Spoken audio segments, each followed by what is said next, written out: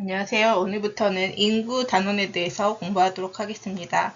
인구 단원 앞에 5단원 생산과 소비의 공간이 있는데 이거는 6단원 인구 단원이 끝나고 진도 나가도록 하겠습니다.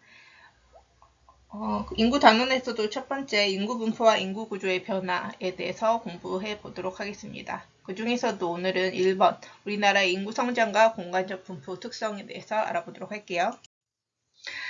우리가 알아야 되는 것 중에 인구 변천 모형이라는 게 있습니다. 경제 발전이 될수록 인구가 어떻게 변화하는지 그런 표인데요. 대부분의 나라에서는 이 단계, 이쪽으로 오른쪽으로 가는 단계를 거치고 있습니다. 먼저 첫 번째 단계, 1단계 같은 경우에는 지금 출생률이 회색선, 그 다음에 사망률이 검정색 선으로 표시되어 있죠. 근데 1단계는 출생률도 높고 사망률도 높아요. 그래서 얘를 뭐라고 하냐? 출산도 높고 사망도 많다 해서 출산도 많고 사망도 많다. 다산다사형이라고 합니다. 그러면 많이 태어나지만 많이 죽어요. 그러면 인구는 어떻게 될까요? 똔똔, 즉 똑같이 정체됩니다. 태어난 만큼 많이 죽으니까. 그래서 둘 다 사망도 출산도 많은 높은 곳에 있는 정체 단계. 그래서 고위 정체 단계라고도 합니다. 둘 다 출생률, 사망률 둘 다 높기 있기 때문에 고위, 그 다음에 정체되어 있어서 정체 단계라고 보면 됩니다. 2단계는 뭐냐? 출생률은 그대로 높아요. 근데 뭐가 이제 감소하기 시작했죠? 사망률이 급감하기 시작합니다. 그래서 여전히 출산은 많이 하지만 사망률이 감소하는 단계, 감사형 단계입니다. 그러면 많이 낳는데 사망률이 줄었어요. 그러면 인구는 어떻게 될까요? 많이 태어났는데 적게 죽는다. 그러면은 그만큼 인구는 늘어나게 될 수밖에 없겠죠.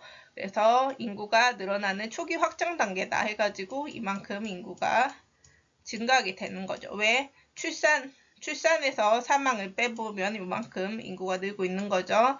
왜 갑자기 사망률이 급감했을까요? 바로 대표적으로 의학기술이 발달했습니다. 그래서 이때는 인구가 급속히 증가하고요. 3단계도 보면은 증가가 많습니다.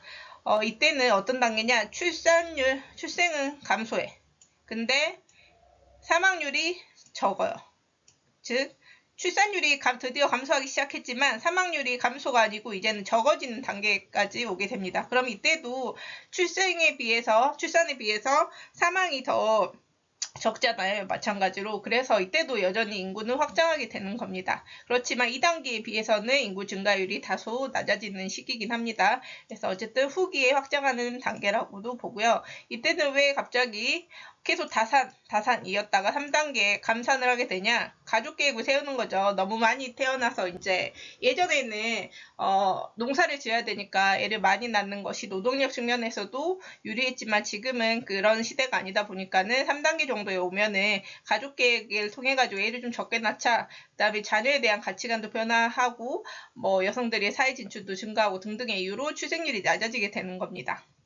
그래서 3단계고요. 4단계는 사망률과 출생률이 모두 낮은 소산소사형. 이때는 둘 다 적잖아. 출생도 사망도. 그래서 여긴 낮은 단계이면서 둘 다 적으니까 인구 역시 적게 낳는데 또 적게 죽어요. 그렇다 보니까 또 인구가 정체되는 단계입니다. 이 4단계가 대부분의 선진국형에 해당되는 단계라고 볼 수가 있어요. 우리나라도 이 4단계에 해당되겠죠.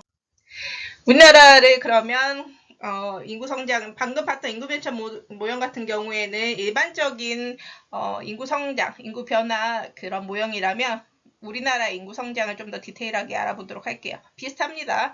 인구 성장은 크게 두 가지 스타일이 있어요. 만약에 세종시에 인구가 늘었다고 한번 해봅시다. 어떨 때 인구가 늘까요? 먼저 태어나는 사람이 죽는 사람보다 많을 때, 즉 많이 태어났을 때, 또 어떤 경우에 세종의 인구가 늘 수 있을까요? 다른 지역에 있는 사람들이 세종으로 전입해 올 때, 이사해 올 때가 되겠죠. 그래서 출생 사망에 따른 그 인구 증가, 감소를 자연적으로 태어나고 죽는 것 때문에 인구가 증가, 감소한다 해서 자연적 증가. 그 다음에 전입, 전출에 따라서 인구가 증가하고 감소했다면은 그건 사회적 현상이다 해서 사회적 증감이라고 합니다. 그래서 출생이 사망보다 많으면 어떨까요? 자연적으로 증가하게 되는 거고 출생보다 사망이 많으면 자연적 감소, 전입이 더 많으면 사회적 증가, 전출이 더 많으면 사회적 감소, 이렇게 볼 수가 있겠죠. 우리나라 시기별로 보면은 조선시대에는 1단계, 방금 인구 변천에서 1단계에 해당됩니다. 즉, 높은 사망률과 높은 출생률, 인구가 정체된다고 했었고요. 그 조선시대 1920년대 이후에 의료기술이 보급되고 식량 증산이 이루어지면서 사망률이 감소하게 돼서 이때 인구가 성장하게 됩니다. 거의 2단계도 비슷하겠죠. 여전히 많이 낳지만 사망률이 감소하고 있으니까. 그러다가 강복이 되고 나서 그 직후에는 이제 해외 동포들이 귀국을 하고 그 다음에 6.25 전쟁 중에 북한 동포들이 월남을 하면서 이 남한 쪽에 인구가 많아지게 되는 거죠. 그래서 이거는 뭐예요? 들어와서 전입, 전출과 관련이 있겠죠. 이런 전입해 와서 인구가 는 거기 때문에 얘는 사회적 증가라고 볼 수가 있죠. 이 나머지는 뭐예요? 다 사망률, 출생률과 관련돼 있으니까 이건 또 자연적인 인구 성장, 자연적 인구 증가 이렇게 볼 수가 있겠죠. 20년대 이후는. 그래서 사회적 자연적 증감 이 의미를 잘 파악하고 있어야 됩니다. 그러다가 6.25 전쟁 이후에는 출산붐, 붐 하면은 뭔가 흥한다는 거잖아요. 베이비붐, 출산붐, 베이비붐 같은 말이에요. 이게 뭐냐면 전쟁이 있었잖아요. 6.25 전쟁이. 6.25 전쟁이 때는 아기를 이제 많이 낳기가 어렵죠. 그러다가 이제 전쟁이 끝나고 나서는 이제는 좀 살만해지니까 이때 아기를 낳는 경향이 있어요. 그래서 출산붐은 전쟁 등 사회적 혼란을 겪은 이후 일시적으로 출생률이 급격히 높아지는 현상을 뜻합니다. 그래서 6.25 전쟁 이후에는 출산붐이 일어나서 우리나라 인구가 급증했습니다. 그러다가 1960년대 이후 너무 많이 나니까 정부 주도의 적극적인 그만 낳아라, 둘만 낳아 잘 기르자, 뭐 한 명만 낳아서 둘만 낳아 잘 기르자, 뭐 그만큼 여러 명을 낳으니까 그런 포스터가 있을 정도였죠. 그러다가 최근에는 너무 안 낳는 거죠. 그래서 출산 오히려 장려하는 정책을 시행하게 됩니다. 우리나라 인구 분포 한번 볼게요. 과거에는 우리는 자연적 요인의 영향을 많이 받았어요. 즉, 뭐 산이 많은 곳은 살기가 어려우니까 적게 살고 평야가 있는 곳은 뭐 농사짓기 좋으니까 많이 살고 이런 자연적 요인의 영향을 받아서 이쪽 보면은 색깔이 녹색으로 갈수록 많이 안 사는 거고 인구 밀도가 낮은 거고 그 빨강색으로 갈수록 인구 밀도가 높은 거예요. 근데 보면은 이 북동부가 이 강원도 쪽이죠. 강원도 쪽은 산지가 많아. 그래서 길고 추운 겨울, 그다음에 경지도 낮은 경지비에 농사짓기가 어려워. 그래서 인구가 희박했다면 과거에는 남서부 평야지대, 이 호남 평야도 있고 한 이쪽 남서부 쪽 같은 경우에는 남쪽에 있으니까 기후도 온화하고 농사짓기도 편한 거죠. 평야가 넓다 보니까. 그래서 이쪽에 인구가 밀집했습니다. 그러다가 이제 1960년대 이후에 산업화되고 도시화되고 이러다 보니까 사회 경제적 요인의 영향을 받게 돼서 이제는 일자리가 있는 곳을 중심으로 인구가 증가하게 되는 거예요. 그래서 이런 광역시들, 그 다음 특별시, 이런 대도시, 그 다음에 뭐 이런 공업도시, 이런 공업지역, 그래야 일자리가 있잖아요. 공업지역 중심으로 인구가 증가하기 시작합니다. 그래서 대도시 쪽에서는 특히 서울, 인천, 경기도로 합쳐서 수도권이라고 하거든요. 수도권에 우리나라 인구 절반 정도는 거주한다고 합니다. 그리고 교통 서비스 발달한 대도시, 그리고 이런 남동 이매, 이 공장이 많은 남동이 수출 수입하기가 또 유리하기 때문에 이 바다 쪽에 있는 남동이매 지역에는 공장이 많아서 인구가 밀집하게 됩니다. 반면에 태백산맥, 소백산맥 일대 산간지대 농어촌은 인구가 희박해졌죠. 우리나라 인구 이동을 볼게요. 그러면 일제강점기 때는 우리가 광공업, 뭐 석탄을 캔다든지 이러다 보니까 북부지방에 이런 석탄을 캐고 이런 게 많아서 광공업이 발달했기 때문에 일하기 위해서 먹고 살아야 되니까 북부지방으로 이동했고요. 그 다음에 또 먹고 살기 위해서 아니면 강제 이주 등으로 인해서 해외로 이주하는 경우가 많았습니다. 그러다가 광복 이후에 다시 돌아오는 거죠. 그리고 60년대 이후에는 이제 산업화가 진행되면서 어떤 일이 일어났어요? 공장이 많아지다 보니까는 일자리를 찾아서 이 공장들이 있는 도시로 향하게 되는 겁니다. 그래서 이촌향도, 촌을 촌락을 이사해서 이동해서 어디로 향한다? 도시로 향한다. 이촌향도 현상이 활발합니다. 그래서 농촌의 인구가 도시로 유입돼서 농촌 인구가 적어지는 일들이 일어나죠.